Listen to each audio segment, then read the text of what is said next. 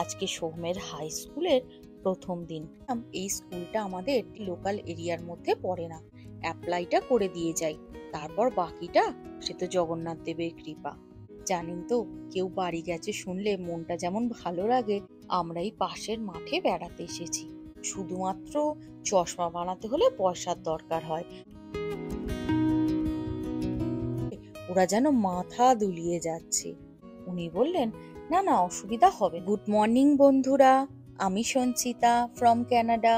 আমার নতুন ব্লগে আপনাদেরকে স্বাগত জানাই। আমরা জানি এই মুহূর্তে দেশ ও দুনিয়া প্রচুর সমস্যার মধ্যে দিয়ে যাচ্ছে, এবং আমিও সমব্যথী তার জন্য। এবং প্রভু জগন্নাথ দেবকে প্রার্থনা জানাই তার কৃপায় নতুন দিনের শুভ সূচনা হোক এবং সকলেই ভালো থাকুক।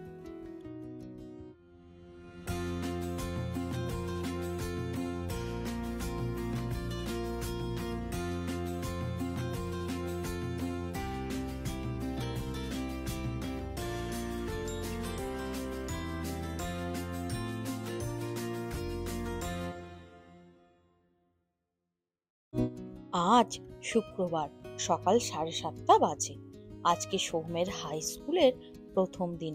এখানে জানেন তো, হাই স্কুল ক্লাস 10 থেকেই শুরু হয়। আর যখন ওপেন হাউস হয়েছিল, আমরা তখন এই স্কুলটা গিয়ে দেখে এসেছিলাম। আর ওপেন হাউস কি, সেখানে কি কি হয় তা নিয়ে তো আমি আগেই একটা ভিডিও বানিয়েছি। আপনারা যারা সেই ভিডিওটি দেখেননি, এই ভিডিও ডেসক্রিপশন বক্সে আমি লিংক দিয়ে দিচ্ছি, চাইলে গিয়ে দেখে নিতে পারেন। একটুখানি কুমড়োর তরকারি বানাবো ভাবছি, ওকে তরকারি দিয়ে একটুখানি মুড়ি খাইয়ে সঙ্গে নিয়ে যাব। চলুন ঝটপট তরকারিটা করে নিই। আর ওপেন হাউসের সময় স্কুলটা দেখে মনে হয়েছিল এখানে সোহম যদি পড়ার সুযোগ পায় খুব ভালো হয়। স্কুলটাতে অনেক কিছু আছে শেখার জন্য। আসলে সকল বাবা মাই তো চেষ্টা করে, বলুন না, তার সন্তানেরা যেন ভালো স্কুলে পড়বার সুযোগ পায়। হ্যাঁ, সে অবশ্য জীবনে কতটা উন্নতি করতে পারবে বা বড় হতে পারবে সেটা তার নিজস্ব চেষ্টা বা পরিশ্রমের উপরই নির্ভর করে। কিন্তু প্রথমে মনটা খারাপ হয়ে গিয়েছিল যখন জানতে পেরেছিলাম এই স্কুলটা আমাদের লোকাল এরিয়ার মধ্যে পড়ে না। তখন সোহমের বাবা ওই স্কুলের প্রিন্সিপালকে বলল, আপনাদের স্কুলের পরিবেশটা আমাদের খুব ভালো লেগেছে এবং শুনেছি এই স্কুলটা আমাদের এরিয়ার মধ্যে পড়ছে না, কিন্তু কোনো উপায় আছে কি সোহমকে এই স্কুলে ভর্তি করানোর? তখন প্রিন্সিপাল বললেন, দেখুন, একটা উপায় আছে। সেটা হলো আপনি এই স্কুলেতে আপনার সন্তানকে ভর্তি করতে চান বলে একটা অ্যাপ্লিকেশন দিয়ে যান। আর জানেন তো, এখানে কাগজে কলমে অ্যাপ্লিকেশন দিতে হয় না, অনলাইনেই স্কুল জোন বলে সাইট আছে, সেখানে অ্যাপ্লাই করতে হয়। চলুন এবার সোহমকে চটপট খেতে দিয়ে দিই, তারপর বেরিয়ে পড়ব। আমরা বেরিয়ে পড়েছি। হ্যাঁ, যেটা বলছিলাম, তারপর প্রিন্সিপাল বললেন ওই সাইটে অ্যাপ্লাই করে দিন। আমরা যেটা করি, প্রথমে আমাদের এই এরিয়ায় যত স্টুডেন্ট আছে তাদেরকে নিই, তারপর যদি কিছু সিট খালি থাকে তখন বাইরের স্টুডেন্টদের নেওয়া হয়। কারণ আপনাদের মতো অনেক পেরেন্টসরাই আছে যারা চান তাদের সন্তানেরা আমাদের স্কুলে পড়াশোনা করুক। আপনি অ্যাপ্লাই করে দিয়ে যান, আমরা লটারি করব। সেই লটারিতে যদি আপনার ছেলের নাম ওঠে তখনও সুযোগ পাবে এই স্কুলে পড়াশোনা করার। নাম না উঠলে আপনাদের এরিয়ায় যে হাই স্কুল আছে ওকে সেখানেই পড়তে হবে। তখন মনে মনে ভাবলাম অ্যাপ্লাইটা করে দিয়ে যাই, তারপর বাকিটা সে তো জগন্নাথ দেবের কৃপা। তারপর প্রায় মাস 2 হয়ে গেছে, হঠাৎ দেখলাম আমার ফোনে ওই স্কুল থেকে একটা কল এসেছে। আমি তো ছুটে গিয়ে ফোনটা রিসিভ করলাম। তখন ফোনের ওপারে থাকা ভদ্রমহিলা বললেন, আপনি কি সোহমের পেরেন্টস বলছেন? আমি বললাম, হ্যাঁ বলুন। উনি বললেন, আপনার ছেলের নাম লটারিতে উঠেছে, আমাদের স্কুলে সিলেকশন হয়েছে, তাই আমি জানতে চাই আপনি কি সোহমকে আমাদের স্কুলে অ্যাডমিশন করাতে চান? আমার তো তখন খুশিতে চোখে জল চলে এসেছে। আমি বললাম, হ্যাঁ অবশ্যই, আমরা তো চাইছিলামই যে সোহম যেন আপনাদের স্কুলে পড়ার সুযোগ পায়। এরপর আমাদেরকে কি করতে হবে বলুন? উনি তখন বললেন, 15 দিনের মধ্যেই আপনাদের ইমেল অ্যাড্রেসে একটা মেল আসবে, ওতেই ফার্দার ইনস্ট্রাকশন লেখা থাকবে। তাহলে আপনাদের সাথে 23 আগস্ট দেখা হচ্ছে বলে উনি ফোনটা রেখে দিলেন। আমি তো সাথে সাথে সোহমের বাবাকে ফোন করে জানালাম। ওর বাবাও ভীষণ খুশি হলো খবরটা শুনে। জানেন তো, বেরানোর মুখেই একজন ভদ্রলোকের সাথে দেখা হয়ে গেল। আগে প্রায় দেখতে পেতাম ওনাকে, কিন্তু আজ অনেক দিন হলো ওনাকে দেখতে পাইনি। ওনাকে জিজ্ঞাসা করায় জানতে পারলাম উনি ওনার দেশে বেড়াতে গিয়েছিলেন। 2 মাস ছিলেন নিজের বাড়িতে, মায়ের কাছে। জানেন তো, কেউ বাড়ি গেছে শুনলে মনটা যেমন ভালো লাগে, একটু উদাসও হয়ে পড়ে। আমরা যদি যেতে পারতাম কি ভালোই না হতো, এইসব ভেবে আর কি। এতদিন জানতাম উনি ক্যানাডিয়ান, আজকে জানতে পারলাম ওনার বাড়ি মেক্সিকোতে। ওনার ব্যবহারও কিন্তু ভীষণ ভালো। আমরা স্কুলে পৌঁছে গেছি, দেখছি দলে দলে ছেলেমেয়েরা এসেছে। আজকে স্কুলের প্রথম দিন। আজকে হয়তো ওদেরকে স্কুলটা ঘুরিয়ে দেখানো হবে, লকার নাম্বার দেয়া হবে, এইসব হয়তো। আর সকাল 9টা থেকে 11:30 পর্যন্ত আজকে স্কুল হবে। এই জন্যই ভাবলাম বাইরেই একটু ঘোরাঘুরি করি, তারপর ওকে সঙ্গে নিয়েই বাড়ি ফিরবো। আর জানেন তো, এই রুটটাও জানে, তবুও ভাবছি কটা দিন একটু যাওয়া আসা করব। আসলে এর আগে এখানেও সাঁতার শিখতে আসতো, আর ওদের স্কুলের পাশের বিল্ডিংটাই হচ্ছে সাঁতারের সেন্টার।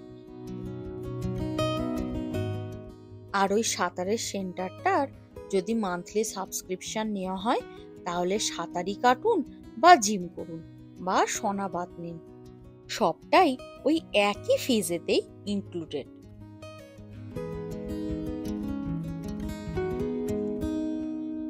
কিন্তু সমস্যা ছিল একটাই, এখানে না ট্রেনার পাওয়া যায় না। ট্রেনার নিতে গেলে 2 থেকে 3 মাস ওয়েট করতে হয়, তবে ট্রেনার পাওয়া যায়। তাই আমরা আর কন্টিনিউ করতে পারিনি। যাই হোক, সোহমকে গেটের ভেতর দিয়ে আমরা এই পাশের মাঠে বেড়াতে এসেছি। আর রোদ্দুর উঠেছে বলে আরো ভালো লাগছে। ভাবছি হাঁটতে হাঁটতে এই মাঠটা একটা চক্কর দিয়ে আসি। এখানে জানেন তো, মাঠগুলো বিশাল বড় বড় হয়। মানে আমাদের ওখানে যে মাঠগুলো হয় গ্রামের, সেইগুলোর 7-8টা মাঠের সমান এখানকার এক একটা মাঠ। কানাডায় জনবসতি খুব কম, আর সেই তুলনায় জায়গা অনেক বেশি। আর সেই জন্যই হয়তো এখানে বহুতলা বিল্ডিং খুব কম হয়। হ্যাঁ, যদি ডাউন টাউনের দিকে যান, সেখানে উঁচু উঁচু গগনচুম্বী বিল্ডিং দেখতে পাবেন। আসলে দেখবেন, যখন একটা নির্দিষ্ট জায়গাতে অনেক লোকের কাজ করার ব্যবস্থা করতে হয় বা থাকার প্রয়োজন হয়, সেখানে অনেকতলা বিল্ডিং তৈরি করতে হয়। হ্যাঁ, তবে টরন্টোর মতো বড় বড় শহরগুলোতে হয়তো অনেক উঁচু উঁচু বিল্ডিং আছে। আসলে এখানে যথেষ্ট জায়গা আছে বলেই মনে হয় বহুতলা বিল্ডিং সব জায়গায় তৈরি হয় না। আর সেই জন্যই মাঠগুলো আয়তনে অনেক বড়। বাইরে খুব ঠান্ডা হাওয়া দিচ্ছিল, তাই স্কুলের পাশের এই শপিং মলটায় আমরা এসেছি। ঠান্ডাটাও লাগবে না, আর একটু কফিও খাওয়া হবে।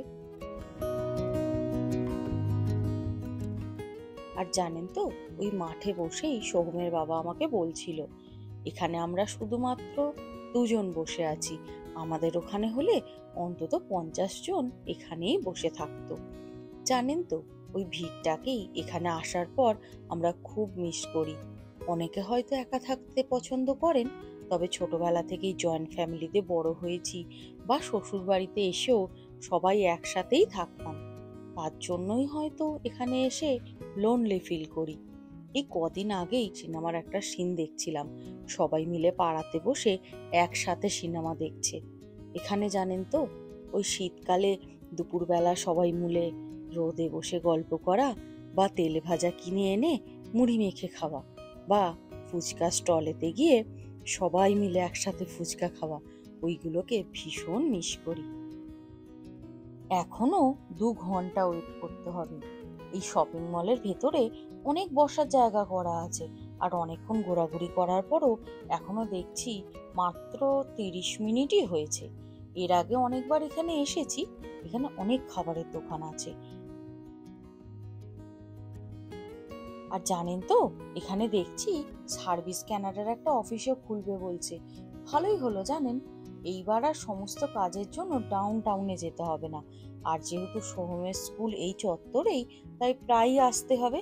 একেবারে প্রয়োজনীয় সমস্ত কাজ এইখানেই মিটে যাবে। জানেন, সোহমের বাবা আর আমি কথা বলছিলাম, কালকে মানে শনিবার এখানে আমাদেরকে আবার আসতে হবে। সোহমের চোখের ডাক্তারের কাছে অ্যাপয়েন্টমেন্ট আছে, আর তিনি এই শপিং মলেতেই বসেন। তাই আমরা ভাবছি বরং একবার সেইখানে গিয়ে কথা বলি। যদি কোনোভাবে অ্যাপয়েন্টমেন্টটা আজকে পেয়ে যাই, তাহলে কালকে আর আসতে হবে না, আজকেই দেখিয়ে নিতে পারবো। আর যখন বসে থাকতেই হচ্ছে, একবার বরং গিয়ে কথা বলে আসি।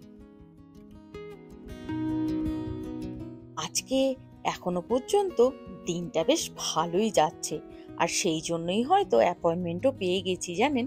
প্রথমে রিসেপশনে যে লেডি থাকেন তিনি বলছিলেন আজকে তো অ্যাপয়েন্টমেন্ট পাওয়া যাবে না। তারপর বললেন আচ্ছা একটু ওয়েট করুন, আমি বরং একবার ডাক্তারের সাথে গিয়ে কথা বলি। তারপরে ফিরে এসে জানালেন 11:50 আসতে পারবেন, তাহলে আজকে ডাক্তার দেখবে। আমরা বললাম হ্যাঁ আসতে পারবো, কারণ সোহমের স্কুল তো ছুটি হয়ে যাবে 11:30 নাগাদ। আর সোহমের স্কুল থেকে এই মলটার দূরত্ব মাত্র 5 মিনিটের।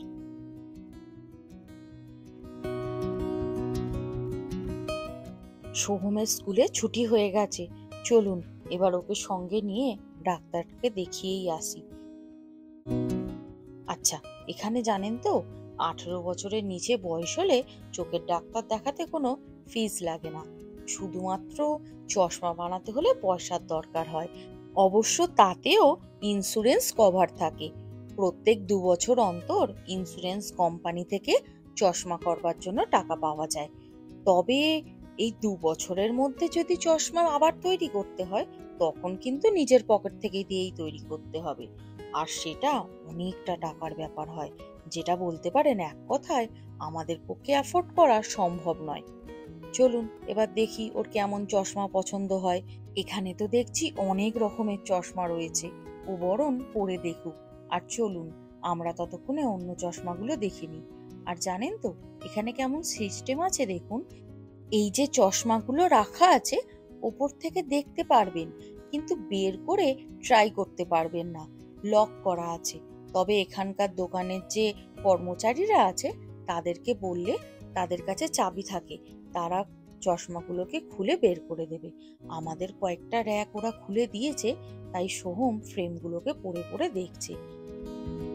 তবে একটা ফ্রেম আমাদের খুব পছন্দ হয়েছে, আর ওকে খুব সুন্দর মানিয়েওছে পরে।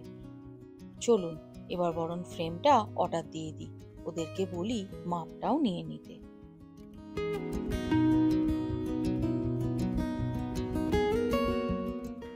চশমাটা বানাতে দেয়া হয়ে গেছে, এবার ভাবছি একটু কিছু খাওয়া দাওয়া করব। অনেকটা বেলা হয়ে গেছে। বাড়ি যাওয়ার পথে ভাবছি আর একবার ডাক্তারখানাতেও যাব।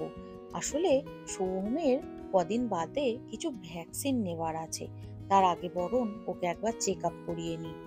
একটা করে ডোজ ওদের স্কুলেতেই দিয়ে দিয়েছিল, আর একটা করে ডোজ এখনো ওর বাকি আছে। তাই ভাবছি এখানে সামনেই একটা ডাক্তারখানা আছে, যেখানে ওয়াকিং এতে ডাক্তার দেখে। চলুন একবার গিয়ে দেখিয়ে নিই সর্দি আছে কিনা। দুদিন আগে খুব খুব করে একটু কাশছিল। শপিং মলের বাইরে বড় বড় টবের মধ্যে করা এই ফুল গাছগুলোকে দেখতে কি অসাধারণ লাগছে দেখুন।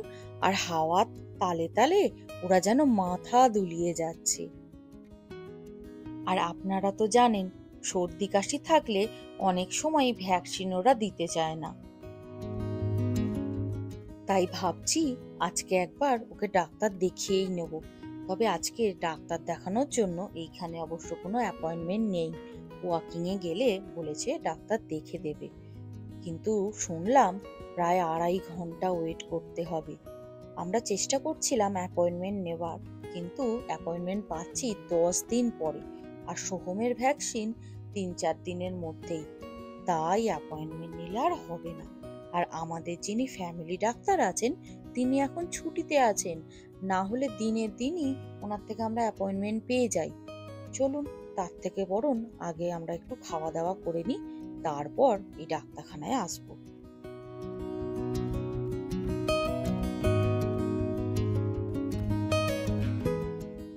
যে খাবারের দোকানটায় আমরা যাচ্ছি সেইটা আমাদের পুরনো অ্যাপার্টমেন্টের একদম উল্টো দিকে। আর যেহেতু ওখানে থাকা হতো সেই জন্য মাঝে মধ্যেই ওই দোকানটাতেও যাওয়া হতো। আর ওই দোকানে যিনি থাকেন তিনি আমাদের সেই জন্য খুব ভালোভাবেই চেনেন। আর জানেন তো, উনিও আমাদের কলকাতার লোক, তাই এই দোকানে আসলে বাংলাতেই কথা হয়। আচ্ছা, আমরা দোকানে চলে এসেছি। আর দেখুন না, আমাদের একটুখানি ওয়েট করতে হয়েছে বলে উনি কিছু ফ্রেঞ্চ ফ্রাই করে দিয়ে গেলেন। আমরা বললাম, আমরা তো ফ্রেঞ্চ ফ্রাই অর্ডার করিনি। উনি বললেন, এটা আমার তরফ থেকে, আপনারা অনেকক্ষণ ওয়েট করছেন বলে দিলাম। সোহমের বাবা তখন বলল, না না, এতে তো আপনার লোকসান হবে। উনি বললেন, না না, অসুবিধা হবে না, চলুন। আমাদের গরম গরম পিৎজা বার্গার চলে এসেছে। আমরা এই দুটোই অর্ডার করেছিলাম। চলুন চটপট খেয়ে নিয়ে তারপর ডাক্তারখানায় গিয়ে বসি। তারপর খাওয়া দাওয়া করে আমরা ওখান থেকে বেরিয়ে ডাক্তারখানায় গিয়ে বসে বসে পাগল হয়ে গিয়েছিলাম। ওরা তো বলছিল 2.5 ঘন্টা বসতে হবে, কিন্তু আমরা প্রায় 3.5 ঘন্টা বসলাম। শেষকালে সোহম তো অধৈর্য হয়ে পড়েছিল, বলছিল, আমি আর বসতে পারছি না, বাড়ি চলো মা। আমিও পারছিলাম না, কিন্তু ওর সামনে যদি বলি পারছি না, তাহলে ও তো একদমই বসতে চাইবে না, বলুন। আর 3 ঘন্টা ধরে বসে থাকার পর যদি ডাক্তার না দেখিয়ে চলে যেতে হয়, ভীষণ গায়ে লাগবে, বলুন না। পরের দিন এসে তো আবার বসতে হবে। আর রিসেপশনে কথা বলতে ওরা বলল, ডাক্তার 4:30 পর্যন্ত থাকবেন আজকে, আর যাবার আগে উনি দেখে দিয়েই যাবেন। ওনার 4টে পর্যন্ত শিফট ছিল, কিন্তু 4টের মধ্যে যদি কেউ ওয়াকিং এ আসেন তবে উনি তাদেরকে দেখে তবেই বাড়ি যান। আপনারা একটু ওয়েট করুন না, উনি অবশ্যই দেখবেন। আসলে আজকে অ্যাপয়েন্টমেন্ট আর ওয়াকিং অনেক ছিল, তাই এত দেরি হয়ে গেল। তাছাড়া ওনারা এই কথাও বলছিলেন, আপনারা যদি কাল সকালবেলা একটু তাড়াতাড়ি আসেন 10টার মধ্যে, তাহলে হয়তো তাড়াতাড়ি হয়ে যেতে পারে। কিন্তু জানেন তো, আমাদের সন্দেহ আছে, কারণ এই কয়েকদিন আগেই সোহমের বাবা ওয়াকিং এ ডাক্তার দেখাতে এসেছিল এইখানে সকাল 9:30 নাগাদ, কিন্তু বাড়িতে ফিরলো তখন দুপুর 2:30। তাই আজকে এতক্ষণ ওয়েট করার পরে কালকে এসে বসে থাকবার ধৈর্য একদম থাকবে না। এতক্ষণ যখন বসেই আছি, আর একটুখানি ওয়েট করে যাই। তারপর 4:30 নাগাদ আমরা ডাক্তার দেখালাম, আর এখন বাজে প্রায় 5:10। আর চলুন, ভিডিওটাও এখানেই শেষ করি। আর ভিডিওটা যদি আপনাদের ভালো লেগে থাকে তাহলে লাইক, শেয়ার ও সাবস্ক্রাইব বা ফলো করতে ভুলবেন না। আর সাবস্ক্রাইব করে বেল নোটিফিকেশনটা অলে সিলেক্ট করে দেবেন, তাহলে যখনই আমি নতুন কোনো ভিডিও দেবো তার নোটিফিকেশন সবার আগে আপনাদের কাছে পৌঁছে যাবে। আজ তবে আসি, দেখা হবে পরের অন্য একটি নতুন ভিডিওতে খুব তাড়াতাড়ি। সবাই খুব খুব ভালো থাকবেন।